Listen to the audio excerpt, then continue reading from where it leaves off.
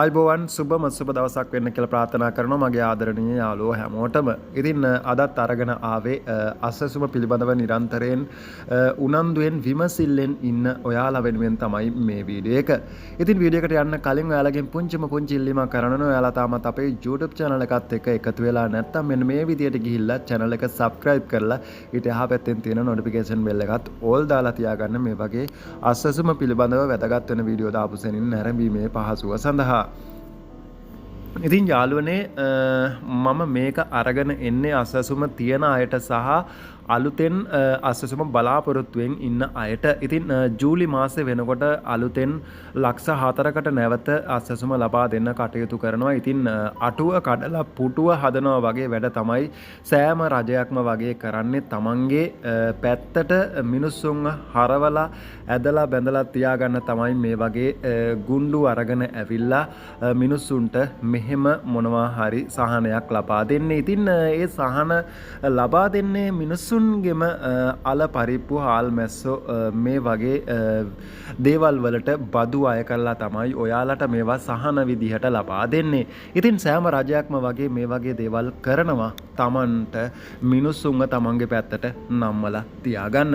ඉතින් ඒ වගේ දෙයක් තමයි මේ සමෘද්ධිය අසසුමට හරවලා කෙරෙව්වොත් ඉතින් ඒකත් මිනිස්සුන්ව රවට්ටන දෙයක් තමයි මේ වෙනකොට සිද්ධ වෙලා තියෙන්නේ. ඉතින් මුලින්ම අසසුම එනකොට මේ කිසිම දෙයක් තිබුණේ නැහැ, හැව්වේ බැලුවේ නැහැ. තමන්ට හිතවත් අයට අසසුම ලබා දුන්නා. ඒකෙන් අසාධාරණයට ලක් වෙලා තියෙන්නේ දුප්පත් මිනිස්සු ටික.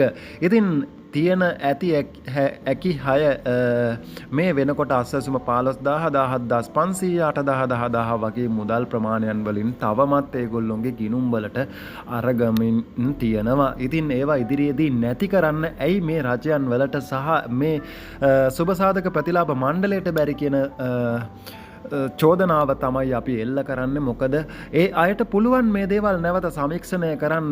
නිලධාරි මේ විදිහට වැරදි තොරතුරු අරගෙන එනවා නම් නැවත තව නිලධාරියෙක් ගිහිල්ලා ඒ නිලධාරියා ලබා දෙන දේවලුත් අරගෙන මේ කලින් ලබා දුන්න නිලධාරියා බොරු ලබා දීලා තියෙනවා නම් දෙවෙනි නිලධාරියා හරහා අරගෙන ඒ නිලධාරියා ලබා දෙන දේවලුත් පරස්පරයි නම් කලින් නිලධාරියාගේ වැඩ තහනම් කරන්න පුළුවන්. ඒ වගේ හරියට නිවැරදි තොරතුරු ලබාගෙන එන්නේ නැත්තම්. මොකද මේ තොරතුරු ලබා දෙන අයත් තමන්ගේ ඇත්ත තත්ත්වය වසන් කරලා ලබා දෙන දේවලුත් තියෙනවා. ඉතින් මේ සමීක්ෂණයට යන අයට පේන දේවල් ආශ්‍රයෙන් සමයි මේ අසසුම ලබා දෙන්නේ. හැබැයි කලින් එහෙම තිබුණේ නැහැ. ඉතින් ඉදිරියේදී මේ අනවශ්‍ය පුද්ගලින් මේකෙන් අයින් කරනවා කියනවා. ඉතින් කොහොම කරයිද කියලා නම් තවම හිතා ගන්න බෑ.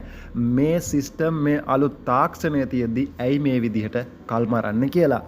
ඉතින් තවත් දෙයක් තමයි කොහොම වෙතත් අටුව කඩලා පුටුව හදන වැඩේ තමයි මේ රජයත් කරන්නේ. අසසුම සංක්‍රාන්තික කාණ්ඩයේ රුපියල් 5000 අන්ත දුප්පත් අයට ලබා දෙන 5000 කපලා තමයි තව අලුතෙන් ඒ කාණ්ඩයටම අයත් කරලා ලක්ෂ 4කට අසසුම දෙන්නේ. ඉතින් අසසුම නැති වෙන්න හේතුව ගැන තමයි මම කියන්නේ. ඉතින් ගොඩක් වෙලාව යනවා. මටත් ඇත්තටම හරි දුකයි මිනිස්සු ගැන. මොකද අපේම බදු මුදල් වලින් තමයි මේ විදිහට තියෙන අය මේ වගේ වැඩිපුර මුදල් ලබා ගන්න. ඉතින් මම කියන්නේ මේක අසසුම හේතුවක් නැතුව අයින් කරන්න ඇති වෙලා තියෙන හේතු. ඉතින් යාළුවනේ ඔන්න ඔයාලට අසසුම අරගෙන ඔයාලා මුලින්ම මාස 4-5ක් විතර අරගෙන ඔයාලට මුදල් අවශ්‍ය නැහැ. අන්න ඒ අයගේ ගිණුම් වල මුදල් තියෙනවා නම් ඒ ආගේ අසසුම කිසිම හේතුවක් නැතුව කපලා දානවා.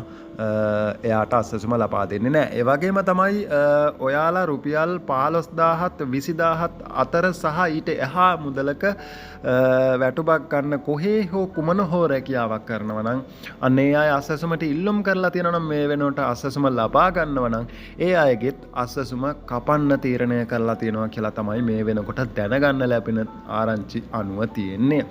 ඉතින් ඔයාලට ඒ වගේම තමයි ගෙදර යාන වාහන තියෙනවා නම් ගෙදර බාත්රූම් එක හොඳට හදලා තියෙනවා නම් කැඩිච්ච හරි මොකක්ම හරි වාහනයක් තියෙනවා නම් ගෙදර සීට් වහලා උළු වහලාගේ ඇතුළ සිවිලින් ගහලා කර්ටන් දාලා තියෙනවා නම් ඒ අයගෙත් අස්වැසුම අහිමි වෙනවා කියලා තමයි මේ වෙනකොට සඳහන් කරලා තියෙන්නේ. ඉතින් මේ වෙනකොටත් ඒ දේවල් සිද්ධ වෙලා තියෙනවා.